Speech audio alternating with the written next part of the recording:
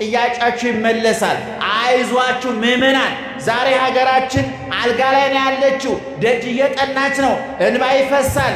ሰው ይሰደዳል፣ ይፈናቀላል፣ ይራባል፣ ይጠማል። በበሽታ በጦርነት የምንሰማው ልብ የሚያስደነግጥ ጆሮ የሚቆርጥ ተስፋን የሚያጨልም ነገር እንዳንናፍቅ የሚያደርገው ነገር ሁሉ እግዚአብሔር ወደ ኢትዮጵያ መጥቶ ተነሽ አልጋሽን ተሸክመሽ ሂጂ ብሎ ስሟን ያድሳል፣ ስሟን ይለውጣል እግዚአብሔር። ይህ እንዳደርግ ከፈለጋችሁ ከቤተ ክርስቲያን አትራቁ። እግዚአብሔርን ጠብቁት ምእመናን። አግብታችሁ ልጅ እምቢ ያላችሁ፣ ጤናታችሁ ጤና ጠይቃችሁ ያልተሳካላችሁ እንባችሁ ይታበሳል፣ ጥያቄያችሁ ይመለሳል፣ ጉድለታችሁ ይሞላል። እግዚአብሔር ከበራችሁ ቆሞ እያንኳኳ ነው። አንድ ቀን በሩ ይከፈታል። እግዚአብሔር እገባለሁ ይልና ገብቼ ምን አደርጋለሁ ይላል? እራት እበላለሁ ይላል። ቁርስ ጠዋት ነው፣ ምሳ ቀን ነው፣ እራት ማምሻ ነው። በመሸባችሁ በጨለመባችሁ ተስፋ በቆረጣችሁ ዘመዶቻችሁ በከዷችሁ ጤና በከዳችሁ ገንዘብ በከዳችሁ የያዛችሁት እያመለጠ የሰበሰባችሁት እየተበተነ ያተርፈናል ያላችሁት እያከሰራችሁ ይጠቅመናል ያላችሁት ያመናችሁት እየከዳችሁ በሰው የቆሰላችሁ በኑሮ የቆሰላችሁ ሁኔታዎች እየተጣመሙ ጨለማ የሆነባችሁ ሰዎች ሁሉ አንድ ቀን እግዚአብሔር መጥቶ መዳን ትፈልጋላችሁ ወይ ብሎ ይጠይቃችኋል። መልሳችሁን ተቀብሎ ይፈውሳችኋል እግዚአብሔር። ክብርና ምስጋና ይግባ።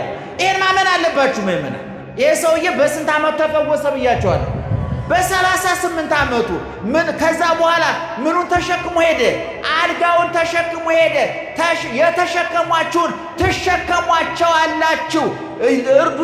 እርዱን ብላችሁ ያመጹባችሁን እናንተ ረዳት ትሆኗቸዋላችሁ። ስጡኝ ብላችሁ ያመጹባችሁን እናንተ ሰጭ ትሆናላችሁ። ምእመናን ብዙ የተሸከሙናሉ። ወላጆቻችን ተሸክመውናል። ሀገራችን ተሸክማናለች። ህብረተሰባችን ተሸክሞናል። አንድ ቀን ግን ከሸክምነት አልፈን ተሸካሚ እንሆናለን። ከተቀባይነት አልፈን ሰጭ እንሆናለን። ከደጋፊነት ከመደገፍ አልፈን ደጋፊ እንሆናለን። ይሄ እንደሆን ግን በጸበሉ ቦታ በቤተ ክርስቲያን መገኘት አለባችሁ። ዛሬ ቤተ ክርስቲያን ደጅ የምትጠኑ ሰዎች 10 ዓመት ጸለይኩኝ፣ 20 ዓመት ጸለይኩኝ፣ 30 ዓመት ጸለይኩኝ፣ ደጅ ጠናሁት፣ አልተሳካልኝም፣ እግዚአብሔር ትቶኛል፣ ረስቶኛል፣ ዘንግቶኛል፣ እንግዲህ ይበቃኛል ብላችሁ ተስፋ የቆረጣችሁ ሰዎች፣ በራሳችሁ ተስፋ የቆረጣችሁ ሰዎች እናንተ በእናንተ ተስፋ ብትቆርጡ እግዚአብሔር በእናንተ ተስፋ አልቆረጠም። ማንም የእምነት ተቋም ይህን ወንጌል መተርጎም አይችልም። ምክንያቱም ዛሬ በእኛ ቤተ ክርስቲያን ጸበል አለ የለም? ጮክ ብላችሁ ንገሩ። ጸበል አለ የለም? በጸበሉ ዙሪያ ብዙ በሽተኞች የሉም? አሉ። ቤተሰብ የተጸየፋቸው፣ ቤተሰብ የዘነጋቸው፣ በጤናቸው ምክንያት ስራቸውን ያጡ፣ ዘመዶቻቸው የከዷቸው፣ ጤና የከዳቸው፣ ገንዘብ የከዳቸው፣ ቀን የጨለመባቸው፣ ተስፋ የቆረጡ ሰዎች የት ነው ሄደው የሚወርቁት? በጸበል ቦታ። አይነ ስውራኑ፣ አንካሳኑ፣ እጅ እግራቸው የተቆረጠ ኑሮ በእውነቱ ቤተ ክርስቲያን ምስካየ ሕዙናን ትባላለች። ያዘኑት መጠጊያ፣ የተሰደዱት ተስፋ። ኢየሱስ ግፉ ምስካዮሙ ለግፉዓን፣ ኢየሱስ ስዱድ ተስፋሆሙ ለስዱዳን። ክርስቶስ ተሰዶ የስደተኞች ተስፋ፣ ተገፍቶ ለተገፉ ሰዎች አለይታ እንደሆነ ሁሉ ኦርቶዶክሳዊ ተዋሕዶ ቤተ ክርስቲያን ጧሪ ቀባሪ ያጡ አዛውንት አሮጊቶች፣ አሳዳጊ ያጡ ሕፃናት ጤናቸው በመጉደሉ ምክንያት ገንዘብ ጤና ዘመድ የከዳቸው እንደኔ አይነ ስውራን ወርቀው የሚገኙት በቤተ ክርስቲያን ነው። የድንግል ማርያም ስም፣ የጻድቃን የቅዱሳን ስም፣ የመድኃኔ ዓለም ስም የብዙ አይነ ስውራን አስቤዛ ነው። የብዙ ችግር ለሌላቸው ሰዎች አስቤዛ ነው። ጧሪ ቀባሪ ላጡ ሽማግሌ አሮጊቶች መጽናኛ ምርኩዝ ነው የእግዚአብሔር ቃል። ቤተ ክርስቲያናችን ልክ እንደዚህ ጸበል ቦታ የብዙ ተስፋ ለቆረጡ ማረፊያ ናት። ላለቀሱ እንባ ማበሻ ናት። ለቆሰሉ መፈወሻ ናት። ለተሰበሩ መጠገኛ ናት። ዘመድ ለራቃቸው ዘመድ እግዚአብሔር ጋር የምታገናኝ ናት። በነገሮች ሁሉ ማዳን የሚችል መሆን ለማሳየት ወዲያው መመሪያ ሰጠ። ተነስና አልጋህን ተሸክመህ ሂድ። እንዴት ደስ ይላል! በእውነት እንደው በሽተኛው ቦታ መሆን ይጠይቃል። በዚህ ለመደሰት እውነቱን ለመናገር ስንት ዓመቱ ነው ብያቸዋለሁ? 38 ዓመቱ ነው። ተጣቋል፣ አልጋው ላይ ተጣቋል። አጥንቱ ቆዳው ደርቆ አጥንቱ ፈጦ ደሙ ተመጦ ሰውነቱ ሰልሎ በእውነቱ ለእይታ ለአፍንጫም ለዓይንም ያጸየፈ ሰዎች ትኩረት ሰጥተውት የማያውቁ ሰው እዚህ ቦታ ነው ሄደው ክርስቶስ ይገርማቸው። ከዛ በኋላ አልጋውን ተሸክሞ ሄደ። ለማጭበርበር የተጋለጠው የተአምር አይነት ሰይጣንን ማስወጣት ነው። ዛሬ ሰይጣን ፕሮቴስታንት አዳራሽ ሄዱ እሱ ነው የሚሰራ ናውጣ ይባል ነገሩ እሱ አይወጣም። በጣም የሚገርመው ነገር እኛ እንጮሃለን ደግማለን ዞር ወዘው ነው የሚገርመው። ወይም ደግሞ ኦክቶበር ላይ ጠብቆ ጸበል ቦታ ቢሆን ሰውየው ጸበል ወጣልኝ ጋኔን ወጣልኝ ብሎ ገና ቤቱ ሳይደርስ ያንዘረዝረዋል። ምክንያቱም ስር ነቀል ጾምና ጸሎት ስር ነቀል ሃይማኖታዊ ብርታትና ጥንካሬ ማሳየት አልቻለም። ዛሬ በዘመናችን ኢየሱስ ክርስቶስ ካደረገው ተአምር በብዛት ብቻ ሳይሆን በጠቅላላ ማለት ይቻላል የሚተኮርበት አንድ ተአምር ብቻ ነው። እሱ ምንድነው? ሰይጣንን ማስወጣት ነው። በየእምነቱ እንደው ፕሮቴስታንቱ ጋር ብትሄዱ እኛም ጋር ብትሄዱ እናጠምቃለን የሚሉ ሰዎች የሚያተኩሩባት አንዲት አይነት ተአምር ናት። እሷ ምንድናት? ጋኔን ማስወጣት ነው። እሱ ላይ የተተኮረበት ምክንያት ምንድነው ካላችሁኝ የሚታይ የሚጨበጥ የሚዳሰስ ነገር ስለሌለው ለማጭበርበር የተመቸ ነው። ይሄን በግልጽ ልነግራችሁ እንችላለን። ዛሬ አራተኛው ሰንበት ነው፣ መጻጉዕ ነው ብያችኋለሁ። ይሄ ሰሙነ ሕማም የበሽተኞች ሳምንት ይባላል። በሽተኞች ኢየሱስ ክርስቶስ ያደረጋቸውን ተአምራት የምንማርበት። እንደምታውቁት ኢየሱስ ክርስቶስ ያደረጋቸው ተአምራት ሁለንተናውያን ይባላሉ። ኢየሱስ ክርስቶስ ያልፈወሰው የበሽታ አይነት፣ ያላቃለለው ችግር፣ ይቅር ያላለው የኃጢአት አይነት የለም። ከሁሉም አይነት ኢየሱስ ክርስቶስ ሁሉንም ነገር በሽታ ፈውሷል። ለምሳሌ ዓይን አብርቷል፣ ጆሮ ከፍቷል፣ አንደበት ፈቷል፣ ወገብ አቃንቷል፣ ሽባ ተርትሯል፣ ሙት አስነስቷል፣ ለምጻም አድኗል፣ ሆዱ የተነፋውን የሆዱን በሽታ ፈውሶታል፣ ወገቧ የጎበጠውን ሴት ቀንታ እንድትሄድ አድርጓል፣ ልሙጥ ዓይን የነበረውን ሰውዬ ዓይኑን አብርቷል፣ አልዓዛርን ከሞት አስነስቷል፣ እንጀራ በርክቶ አብልቷል። ኢየሱስ ክርስቶስ ያላደረገው የተአምር አይነት የለም። ዋናው አጋንንትን አስወጥቷል። ይሄንን ደግሞ እሱ ያደረገውን ተአምራት የሰራውን በጎ ሥራ ደግሞ ለሐዋርያት በውክልና ሰጥቷል። የማቴዎስ ወንጌል ምዕራፍ 10 ከቁጥር 1 ላይ ስታነቡ ወጸውዖሙ ለአሰርቱ ወክልኤቱ ሐዋርያት ወወሀቦሙ ሥልጣነ ዲበ መናፍስት ርኩሳን በአጋንንት ላይ ሙሉ ሥልጣን ሰጣቸው ይልና እንዘይብ ዱያነ ፈውሱ ሙታንን ፈውሱ ሙታን አንሥኡ በሽተኞችን ፈውሱ ሙታን አንሱ የሞቱትን አስነሱ ለለምጽ አንጹ ለምጻሞቹን አንጹ ሙሉ በኢየሱስ ክርስቶስ ፈውስ ውስጥ ከአቅም በላይ ሆኖ የቀረ በሽታ አይነት የለም። ክብርሽ ገና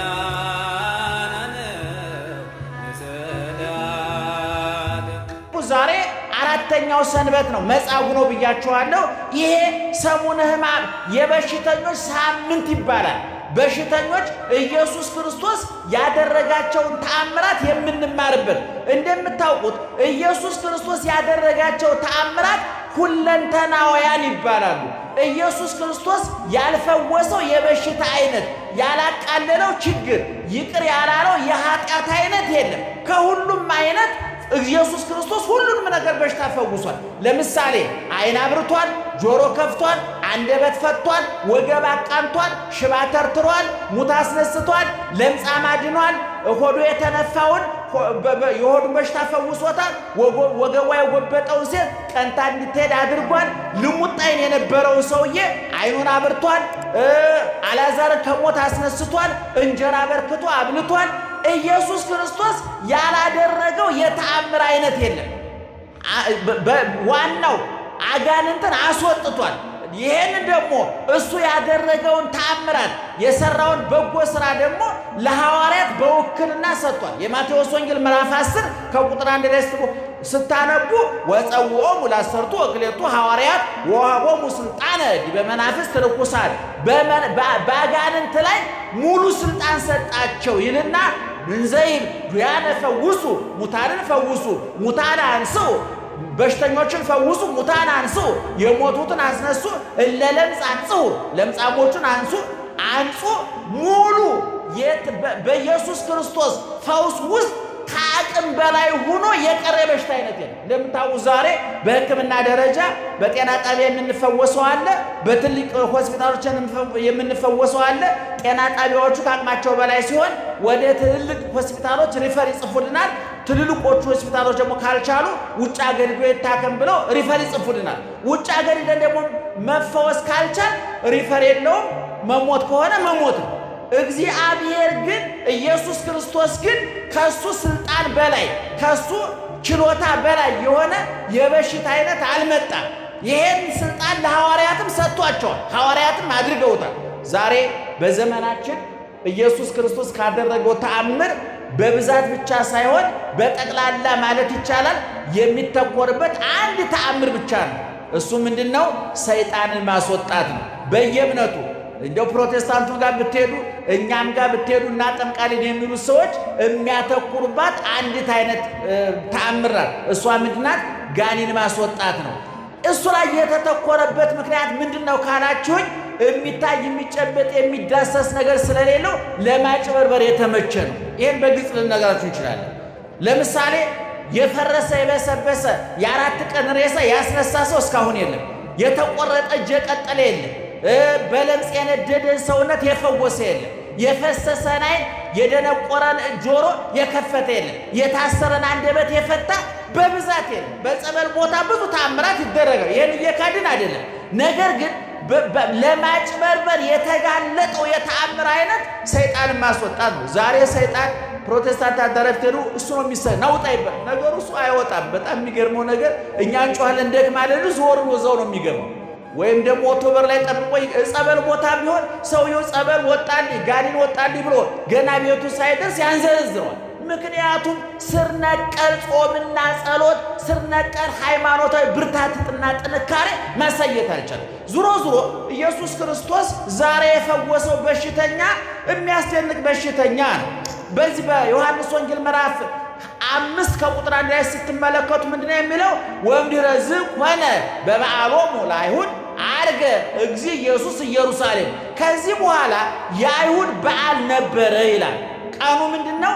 የበዓል ቀን ነው። በዚህ ቀን ኢየሱስ ክርስቶስ ወደ ኢየሩሳሌም ወጣ ይላል። እንግዲህ የበዓል ቀን መብያ፣ መጠጫ፣ መጫወቻ፣ መገናኛ ነው። ያለው ካለው ተጠራርቶ የሚበላበት፣ ቤተሰብ ከቤተሰብ የሚገናኝበት፣ ቤተሰብ ከቤተ ዘመዱ ጋር ተገናኝቶ በመብላት በመጠጣት በመልበስ የተለየ ምግብ፣ የተለየ መጠጥ፣ የተለየ ልብስ የሚበላበት፣ የሚጠጣበት፣ የሚለብስበት የመዝናኛ ቀን ነው። በዚህ ቀን ያዘነን ሰው በሽተኛን ዞር ብሎ የሚያይ የለም። ኢየሱስ ክርስቶስ ግን በዚህ ሰዎች ተሰብስበው በሚበሉበት፣ በሚጠጡበት፣ በሚደሰቱበት ቀን ያለውን ጠርቶ ብላልኝ ጠጣልኝ በሚልበት ቀን ዘመድ ከዘመድ ተገናኝቶ ቸበርቻቻ ግርግር በሚፈጥርበት ቀን ኢየሱስ ክርስቶስ ወደ ጸበል ቦታ ሄደ ነው የሚለው። የጸበል ቦታ ያለው ቤተሳይዳ በሚባል ቦታ ነው ይላል። ይሄ ቦታ እርከን ያለው ደረጃ ያለው የጸበል ቦታ ነው። ወህየ የሰክ ብዙሃን ድውያን፣ በዛ ቦታ ላይ ብዙ የበሽተኛ አይነት የሚታይበት ቦታ ነበር ይላል። በሽተኞቹ ዘርዝሯቸዋል። እውራን፣ አይን የሌላቸው፣ አንካሳን፣ እግራቸው መሄድ የተሳናቸው፣ ጽውሳን፣ እግራቸው የተድበለበለ፣ ጽቡሳን፣ እግራቸው የሰለለ የደረቀ የቀጠነ ሊቆረጥ የደረሰ ማለት ነው። ወህየ ይሰክቡ፣ እንዲህ አይነት የበሽተኛው አይነት ጸበሉን ከቦ በርከኑ በደረጃው ተኝቶ ይጠባበቅ ነበር ይላል። ለምንድን ነው ይላል እዛ ላይ መልአኩ ወጥቶ በሳምንት አንድ ቀን ቅዳሜ ቀን በሰንበት ቀን ማለት ነው። የዛን ጊዜ ሰንበት ቅዳሜ ስለነበረ መልአኩ ወርዶ ውሃውን ይባርከዋል። ገና አደራችሁ? እየሰማችሁ ነው? መልአኩ ወርዶ ምን ያደርጋል? ውሃውን ይባርከዋል። እስመ በጊዜ ይወርድ መልአከ እግዚአብሔር ይተሐወክ ማይ። መልአኩ ሲወርድ ውሃው ይባረካል፣ ይናወጻል፣ ድምፅ ያሰማል። ማዕበል ጎርፍ እንደማለት ድምፅ ያሰማል። በዚህም ጊዜ መልአኩ ወርዶ ሲባርከው ውሃውን ውሃ የነበረው ጸበል ይሆናል፣ ፈዋሽ ይሆናል ማለት ነው። የሚገርመው ነገር በዚህ ጸበል የሚፈወሰው በሳምንት አንድ ሰው ነው። ምእመናን ደህና አደራችሁ። ስንት ሰው ነው የሚፈወሰው? አንድ ሰው ነው። እንግዲህ ቅድም እንደዘረዘር ነው በጸበሉ ዙሪያ ከቦ የከተመ የበሽተኛ አይነት ማዕት ነው ያለው። እኔ በእርግጠኝነት በብዙ ሺህ የሚቆጠር ይመስለኛል። ምክንያቱም ያ ጸበል የማይፈውሰው የበሽተኛ አይነት የለም። እጅ እግር ይቀጥላል፣ የፈረጠ የደነቆረ ጆሮ አይን ይከፍታል፣ ያበራል፣ ብዙ ነገር ነው የሚያደርገው። ነገር ግን ችግሩ ምንድነው? በሳምንት ስንት ሰው ነው የሚፈወሰው? አንድ ሰው ነው። ያም ሰው የሚፈወሰው ውሃውን ማኖቱ ወርዶ ሲባርከው ነው፣ መልአኩ ወርዶ ሲባርከው ነው። በዚህን ጊዜ የሚፈወሱ በየሳምንቱ አንድ ሰው ይፈወሳል። በዓመት 52 ሰው ብቻ ነው የሚፈወሰው። ልክ መልአኩ ወርዶ በሽተኛው ገብቶ የቀደመ ጉልበት ያለው ዘመድ ያለው ታግሎ መቅደም የቻለ ሰው አንድ ሰው ከተፈወሰ በኋላ ጸበሉ ወደ ቀደመ ቦታው ይመለሳል። ወደ ምንነት ይመለሳል? አቤት ወደ ውሃነት ይመለሳል። መደበኛ ውሃ ይሆናል ማለት ነው። ከመባረኩ በፊት ምን ነበረ? ጮክ ብላችሁ ንገሩ። ከመባረኩ በፊት ምን ነበረ? በተባረከ ጊዜ በሽተኛው ከተፈወሰ በኋላ ውሃ ይሆናል ማለት ነው። እና እዚህ በጸበሉ አካባቢ ታዲያ አንድ ሰው የኢየሱስ ክርስቶስ እይታ ሳበው፣ አተኩሮ እንዳየው አደረገው። ይሄ ሰውዬ 38 ዓመት ሙሉ በዛ በጸበል ቦታ ከነገ ዛሬ ፈውስ አገኛለሁ እያለ አልጋ ላይ ተጣብቆ እንደ ተዋን የኖረ ኑሮ የረሳው ሞት የረሳው ዘመድ የረሳው ማህበረሰቡ ከነመፈጠሩ የዘነጋው የቀን ፀሐይ ሲጠብሰው የሌሊት ብርድ ሲያቆራምደው ተስፋ መቁረጥ ህሊናውን ሲያቆስለው እየጎመጀ ሰዎች እየተፈወሱ ሲወጡ አይኑ ያያል። 38 ዓመት ሙሉ በየሳምንቱ አንዳንድ ሰው ሲፈወስ እያየ አንድ ቀን እድል ይደርሰኛል እያለ ሲጠባበቅ የነበረ ሰው ስንት ዓመት? ይገርማል። እና ኢየሱስ ክርስቶስ ቀረብ ብሎ ወአይመረ ከመጎንደየ ውስተ ደዌሁ በበሽታው እንደዘገየ እንደቆየ ብዙ ዓመት እንደታመመ አወቀ። ከዚህ በኋላ ክርስቶስ በጣም አስደናቂ የሚያመራምር ለጥያቄ የሚጋብዝ አንድ ጥያቄ ጠየቀው። ትፈቅድኑ ትህየው መዳን ትፈልጋለህ ወይ? እንግዲህ መቼም ይህን ጥያቄ እንኳን ክርስቶስ ገብረ ክርስቶስ ሊጠይቀው አይገባም አይደለ? እንኳን እግዚአብሔር ገብረ እግዚአብሔር ሊጠይቀው አይገባም። ይህ ሰውዬ 38 ዓመት እዛ የተኛው ምን ፍለጋ ነው? ምን ፍለጋ ነው? ድህነት ፍለጋ ነው፣ ፈውስ ፍለጋ ነው። እንኳን ክርስቶስ እኔ እንኳን ያን ሰውዬ ባገኘው መዳን ትፈልጋለህ ብዬ ልጠይቅ አልችልም። የራበውን ሰው መብላት ትፈልጋለህ ተብሎ አይጠየቅም። የጠማውን ሰው መጠጣት ትፈልጋለህ ብሎ አይጠየቅም። የወደቀን ሰው ላነሳ ትፈልጋለህ ተብሎ አይጠየቅም። በእኛ ቋንቋ በክርስቶስ አሰራር ግን ይሄን ሰውዬ መዳን ትፈልጋለህ ያው አዎ ብሎ አምኖ መዳን አለበት። ልቡ ማረጋገጥ አለበት። ወይም ደግሞ በልቡ ያመነውን በቃሉ መመስከር አለበት። ሐዋርያው ቅዱስ ጳውሎስ ኢየሱስ ክርስቶስ ጌታ እንደሆነ በልቡ ያመነ በአፉም የመሰከረ ምን ይሆናል ይላል? ይድናል ይላል። ሰዎች በልባቸው ያመኑትን በአንደበታቸው መግለጥ አለባቸው፣ ማመን አለባቸው። ይሄ ሰውዬ በልቡ አምኗል። በአደባባይ አዎ መዳን እፈልጋለሁ ብሎ እምነቱን የልቡን እምነት በቃል ንግግር ማረጋገጫ መስጠት ነበረበት። አብርሃምና እግዚአብሔር ይዋደዱ ነበረ። እግዚአብሔር ይስሐቅን ሰዋልኝ ቢለው እምቢ እንደማይለው እግዚአብሔር ያውቃል። አብርሃምን ይስሐቅን ሰዋልኝ ያለው ለምንድን ነው? እኛ የአብርሃምን ደግነት አባቶች ምን ይላሉ? የአብርሃም እውነቱ፣ የሰይጣን ሐሰቱ፣ የእግዚአብሔር ቸርነቱ፣ የይስሐቅ ትዕግስቱ እንዲገለጥ የሚያውቀውን ጠየቀ እግዚአብሔር። አብርሃም ደግ እንደሆነ እንደሚወደው እግዚአብሔር ያውቃል። ልጅህን ሰዋልኝ አለው። አብርሃም እግዚአብሔር ልጅህን ሰዋልኝ ባይለው ኑሮ የአብርሃምን እውነት፣ የሰይጣንን ሐሰት፣ የይስሐቅን ታዛዥነት እኛ አይተን አንማርበትም ነበር እና ይህ ሰው ጌታዬ አዎ መዳን እፈልጋለሁ፣ ግን ምን ዋጋ አለው? እዚህ ከተጣበኩኝ ከወደኩኝ 38 ዓመቴ ነው።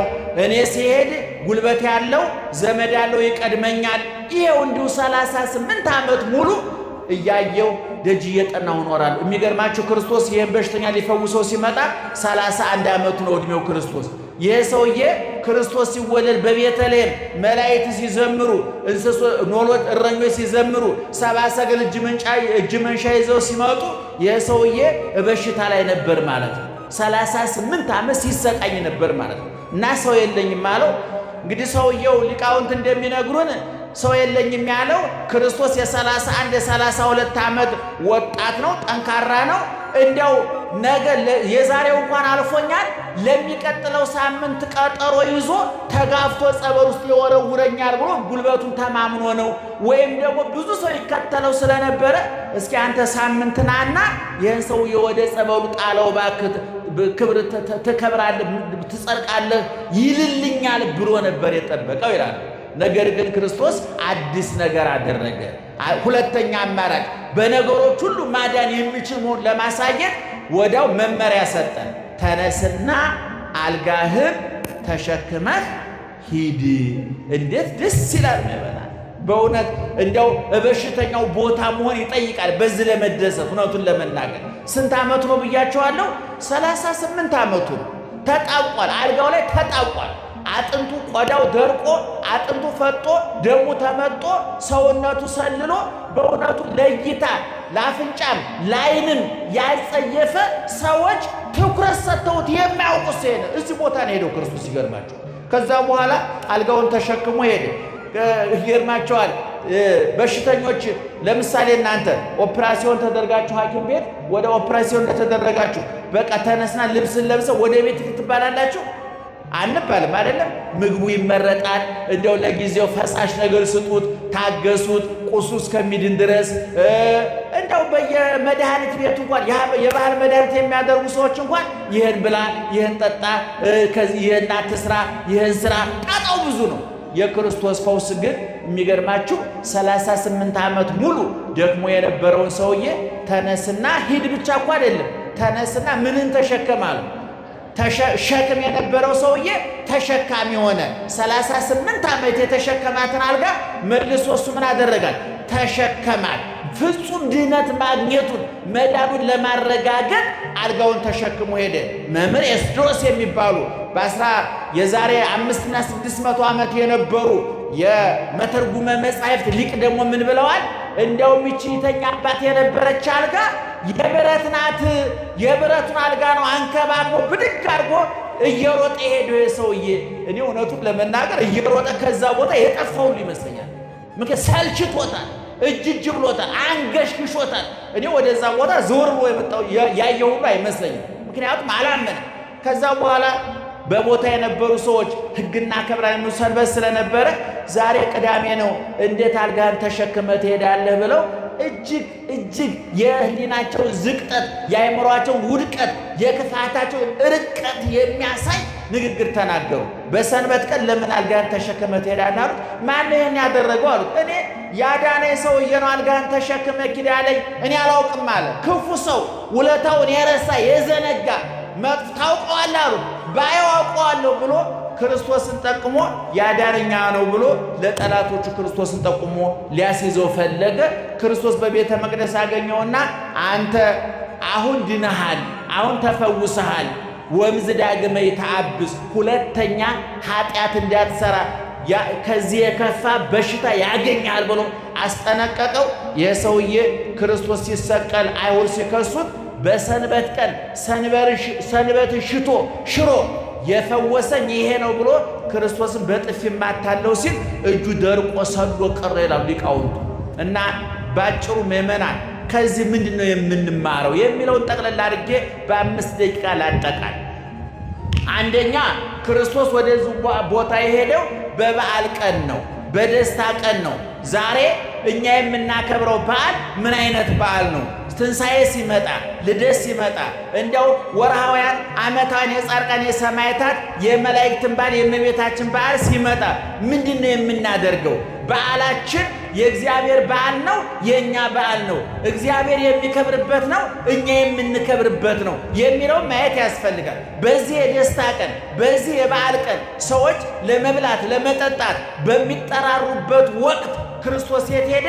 ወደ ተረሱት፣ ወደ ተዘነጉት፣ ዓለም ወደ ረሳቸው፣ ጤና ወደ ከዳቸው፣ ገንዘብ ወደ ከዳቸው፣ ቀኑ ጨለማ ሜዳው ገደል ወደ ሆነባቸው፣ መኖር እጅ ብሎ ወደ ሰለቻቸው፣ ሕይወት ወደ አንገሸገሻቸው፣ በመኖርና በመሞት በሕይወትና በሞት መካከል ወደ ተንጠለጠሉት ሰዎች ሄደ።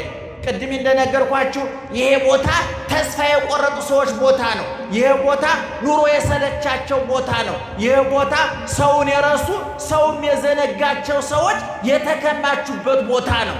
በበዓል ቀን ይህን እንደናደርግ ያዛል መጽሐፋችን። እኔ በዓል ሲሆን መብላት፣ መጠጣት፣ መደሰት ወንጀል አይደለም፣ ኃጢአት አይደለም። ደስታውን የፈጠረልን እግዚአብሔር ነው። ተደሰቱ ብሎናል። የጾመ ይፈስካል፣ ያዘነ ይደሰታል፣ የሞተ ይነሳል፣ የተራቆተ ይለብሳል፣ የተራበ ይጠግባል፣ ያዘነ ይጽናናል። ይህ ምንም ጥያቄ የለውም። ነገር ግን ክርስቶስ በበዓል ቀን ወደዚህ ቦታ እንደሄደ እኛም የበዓል አከባበራችንን እንድንገመግም ነው። በሁለተኛ ደረጃ ይሄ ጸበሉ ሲባረክ ይህን ትምህርት ለማስተማር በቂ የእምነት በቂ የሆነችው በትክክል ይህን ትምህርት ማስተማር የምትችለው የኢትዮጵያ ኦርቶዶክስ ተዋሕዶ ቤተክርስቲያን ብቻ ናት።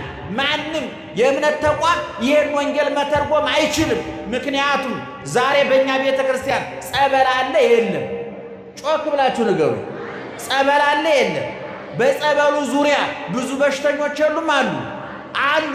ቤተሰብ የተጸየፋቸው፣ ቤተሰብ የዘነጋቸው፣ በጤናቸው ምክንያት ስራቸውን ያጡ፣ ዘመዶቻቸው የከዷቸው፣ ጤና የከዳቸው፣ ገንዘብ የከዳቸው፣ ቀን የጨለመባቸው፣ ተስፋ የቆረጡ ሰዎች የት ነው ሄደው የሚወርቁት? በጸበል ቦታ። አይነ ስውራኑ፣ አንካሳኑ፣ እጅ እግራቸው የተቆረጠ ኑሮ በእውነቱ ቤተ ክርስቲያን ምስካየ ሕዙናን ትባላለች። ያዘኑት መጠጊያ፣ የተሰደዱት ተስፋ።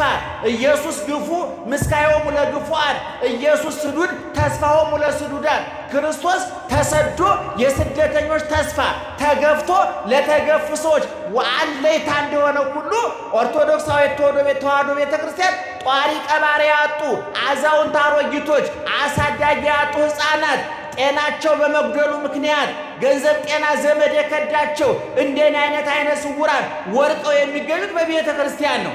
የድንግል ማርያም ስም፣ የጻድቃን የቅዱሳን ስም፣ የመድኃኔ ዓለም ስም የብዙ አይነ ስውራን አስቤዛ ነው። የብዙ ችግር ለሌላቸው ሰዎች አስቤዛ ነው። ጧሪ ቀባሪ ላጡ ሽማግሌ አሮጊቶች መጽናኛ ምርኩዝ ነው የእግዚአብሔር ቃል። ቤተ ክርስቲያናችን ልክ እንደዚህ ጸበል ቦታ የብዙ ተስፋ ለቆረጡ ማረፊያ ናት። ላለቀሱ እንባ ማበሻ ናት። ለቆሰሉ መፈወሻ ናት። ለተሰበሩ መጠገኛ ናት። ዘመድ ለራቃቸው ዘመድ እግዚአብሔር ጋር የምታገናኝ ናት። በእውነቱ የጸበል ቦታ ዛሬም እኛ ጋር ልክ መልአኩ ሲባርከው ጸበሉ እንደሚፈውሰው ሁሉ ዛሬ የካ ሚካኤል ይሄን ደብር ጨምሮ በየቦታው ሸንኮራ ብትሄዱ፣ ዝቋላ ብትሄዱ፣ የትም ቦታ ብትሄዱ አፈሩ ፈውስ ነው፣ ውሃው ፈውስ ነው፣ እንጨቱ ፈውስ ነው። ከውሃ የበለጠ ውሃ አለ፣ ከድንጋይ የበለጠ ድንጋይ አለ፣ ከአፈር የተለየ አፈር አለ፣ ከቦታ የተለየ ቦታ አለ።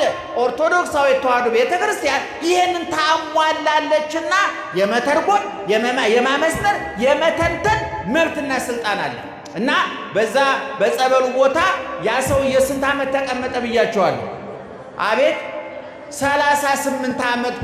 ይህ ሰውዬ የጠበቀበትን ተስፋውን አግኝቷል? አላገኘም? ውጤቱን አይቷል? አላየም? ዛሬ ቤተ ክርስቲያን ደጅ የምትጠኑ ሰዎች 10 ዓመት ጸለይኩኝ፣ 20 ዓመት ጸለይኩኝ፣ 30 ዓመት ጸለይኩኝ፣ ደጅ ጠናሁት፣ አልተሳካልኝም፣ እግዚአብሔር ትቶኛል፣ ረስቶኛል፣ ዘንግቶኛል፣ እንግዲህ ይበቃኛል ብላችሁ ተስፋ የቆረጣችሁ ሰዎች፣ በራሳችሁ ተስፋ የቆረጣችሁ ሰዎች እናንተ በእናንተ ተስፋ ብትቆርጡ እግዚአብሔር በእናንተ ተስፋ አልቆረጠም። ምናልባት ይሄ ሰውዬ ራሱን ለማጥፋት እንኳን አቅም አንሶት ሊሆን ይችላል። ምእመናን፣ ሰውነቱ ልምሾ ነው። ታንቆ ለመሞትም የሚያንቅ ጠንካራ እጅ ያስፈልጋል። ገመድ የሚፈትል ጠንካራ እጅ ያስፈልጋል። ይሄ ሰውዬ ለመሞት እንኳን አቅም አንሶት ሊሆን እኮ ይችላል። በዮሐንስ ራእይ ምዕራፍ 9 ቁጥር 4 ላይ ወበውቱ መዋዕል የሐሰሰብ መዊተ ወይሐጥ በዛ ጊዜ ሰዎች መሞት ይፈልጋሉ መሞት አይችሉም ይላል። ሞትን ይፈልጉታል አያገኙትም። ከገደል ቢወርቁ ከባህር ቢጠልቁ በገመድ ቢታነቁ እንደ ዘመኑ ደግሞ መርዝ ቢጨብጡ በኤሌክትሪክ ቢጨብጡ ሞት ያምጽባቸዋል ይላል። በእውነቱ ምእመናን ትክክለኛ ሞት ማግኘትም እረፍት ነው። ይህ ሰውዬ መሞት እንኳን አልቻለም። በዚህ 38 ዓመት ተጣብቆ እንደጠበቀ ሁሉ እግዚአብሔርን ጠብቁት ምእመናን። አግብታችሁ ልጅ እምቢ ያላችሁ፣ ጤናታችሁ ጤና ጠይቃችሁ ያልተሳካላችሁ እንባችሁ ይታበሳል፣ ጥያቄያችሁ ይመለሳል፣ ጉድለታችሁ ይሞላል። እግዚአብሔር ከበራችሁ ቆሞ እያንኳኳ ነው። አንድ ቀን በሩ ይከፈታል። እግዚአብሔር እገባለሁ ይልና ገብቼ ምን አደርጋለሁ ይላል? እራት እበላለሁ ይላል። ቁርስ ጧት ነው፣ ምሳ ቀን ነው፣ እራት ማምሻ ነው። በመሸባችሁ በጨለመባችሁ ተስፋ በቆረጣችሁ ዘመዶቻችሁ በከዷችሁ ጤና በከዳችሁ ገንዘብ በከዳችሁ የያዛችሁት እያመለጠ የሰበሰባችሁት እየተበተነ ያተርፈናል ያላችሁት እያከሰራችሁ ይጠቅመናል ያላችሁት ያመናችሁት እየከዳችሁ በሰው የቆሰላችሁ በኑሮ የቆሰላችሁ ሁኔታዎች እየተጣመሙ ጨለማ የሆነባችሁ ሰዎች ሁሉ አንድ ቀን እግዚአብሔር መጥቶ መዳን ትፈልጋላችሁ ወይ ብሎ ይጠይቃችኋል። መልሳችሁን ተቀብሎ ይፈውሳችኋል። እግዚአብሔር ክብርና ምስጋና ይግባው። ይሄን ማመን አለባችሁ ምእመናን። ይሄ ሰውዬ በስንት ዓመቱ ተፈወሰ ብያችኋለሁ? በ38 ዓመቱ። ከዛ በኋላ ምኑን ተሸክሞ ሄደ? አልጋውን ተሸክሞ ሄደ። የተሸከሟችሁን ትሸከሟቸዋላችሁ። እርዱን ብላችሁ ያመጹባችሁን እናንተ ረዳት ትሆኗቸዋላችሁ። ስጡኝ ብላችሁ ያመጹባችሁን እናንተ ሰጭ ትሆናላችሁ። ምእመናን ብዙ የተሸከሙናሉ። ወላጆቻችን ተሸክመውናል። ሀገራችን ተሸክማናለች። ህብረተሰባችን ተሸክሞናል። አንድ ቀን ግን ከሸክምነት አልፈን ተሸካሚ እንሆናለን። ከተቀባይነት አልፈን ሰጭ እንሆናለን። ከደጋፊነት ከመደገፍ አልፈን ደጋፊ እንሆናለን። ይሄ እንዲሆን ግን በጸበሉ ቦታ በቤተ ክርስቲያን መገኘት አለባችሁ። ተስፋ ልትቆርጡ አይገባም። አንዳንድ ሰው ጸለይኩኝ፣ ጮኩኝ፣ ጾምኩኝ፣ ጸለይኩኝ፣ በየገዳሙ ተንከራተትኩኝ፣ ነገር ግን እኔ ሳስቀድስ ያላስቀደሱ ሰዎች ሱቃቸው ያተርፋል። እኔ ገዳም ለገዳም ስዞር እነሱ እጅግራቸው ቤታቸው ቁጭ ብለው አይጾሙ፣ አይጸልዩ፣ ቤተ ክርስቲያን አይሄዱ። የእነሱ ሱቅ ያተርፋል። እነሱ ወልደው ሳሙ፣ እነሱ ነግደው አተረፉ። እኔ ግን ይሄ ሁሉ አልተሳካልኝም ብላችሁ እግዚአብሔርን በእግዚአብሔር ላይ ተስፋ የቆረጣችሁ ሰዎች እላችኋለሁ ተስፋችሁ መልሶ ይለምልም። ከ38 ዓመት በኋላ ይመጣል እግዚአብሔር። መቼ እንደሚመጣ አታውቁትም። ጧት ይሄ ሰውዬ በዛን ሰዓት ክርስቶስ ይመጣል ብሎ ጠብቋል? አልጠበቀም፣ አልጠረጠረም። ባልታሰበ ቦታ ባልታሰበ ጊዜ ባልተጠረጠረ ሁኔታ እግዚአብሔር ከተፍ አለ። እናንተንም ሰዎች አለቀላቸው፣ አከተመላቸው። ካሁን በኋላ እሱ መልሶ ሰው አይሆንም በተባላችሁበት ጊዜ ሰው እንደሆናችሁ ያረጋግጥላችኋል እግዚአብሔር። ይሄ በመጽሐፍ ቅዱስ ብዙ ቦታ የተናሉ ወገኖቻችን፣ ብዙ ቦታ አልዓዛር ሙቶ ከሙታን ሊያስነሳው ሲል እህቱ ምንድን ነው ያለችው? ጌታዬ ሸቷል፣ ከርፍቷል፣ 4 ቀን ሞልቶታል፣ መቃብሩ ቢከፈት ሽታው አያስጠጋንም ብላ እህቱ ተስፋ በቆረጠችበት አልዓዛር ላይ ክርስቶስን ተስፋ አልቆረጥም ነበር። አልዓዛር ናውጣ አለ። መቃብሩ ተከፈተ፣ መግነዙ ተፈታ። የሸተተው የተላው የበሰበሰው የተለወጠው አልዓዛር ሽታው ተለውጦ አካሉ ጠንክሮ አዲስ ሰው ሆኖ ተነሳ። 46 ዓመት በምድር ላይ ኑሮ አገልግሎ አረፈ። የጨለመ ሕይወታችሁ ይበራል፣ ያዘነ ልባችሁ ይጽናናል፣ የፈሰሰ ልባችሁ ይታበሳል፣ የቆሰለ ሰውነት ይፈወሳል፣ ጥያቄያችሁ ይመለሳል። አይዟችሁ ምእመናን። ዛሬ ሀገራችን አልጋ ላይ ነው ያለችው። ደጅ እየጠናች ነው። እንባ ይፈሳል፣ ሰው ይሰደዳል፣ ይፈናቀላል፣ ይራባል፣ ይጠማል። በበሽታ በጦርነት የምንሰማው ልብ የሚያስደነግጥ ጆሮ የሚቆርጥ ተስፋን የሚያጨልም ነገር እንዳንናፍቅ የሚያደርገው ነገር ሁሉ እግዚአብሔር ወደ ኢትዮጵያ መጥቶ ተነሽ አልጋሽን ተሸክመሽ ሂጂ ብሎ ስሟን ያድሳል፣ ስሟን ይለውጣል እግዚአብሔር። ይህ እንዳደርግ ከፈለጋችሁ ከቤተ ክርስቲያን አትራቁ የመከረን ያስተማረን የአባቶቻችን አምላክ ክብርና ምስጋና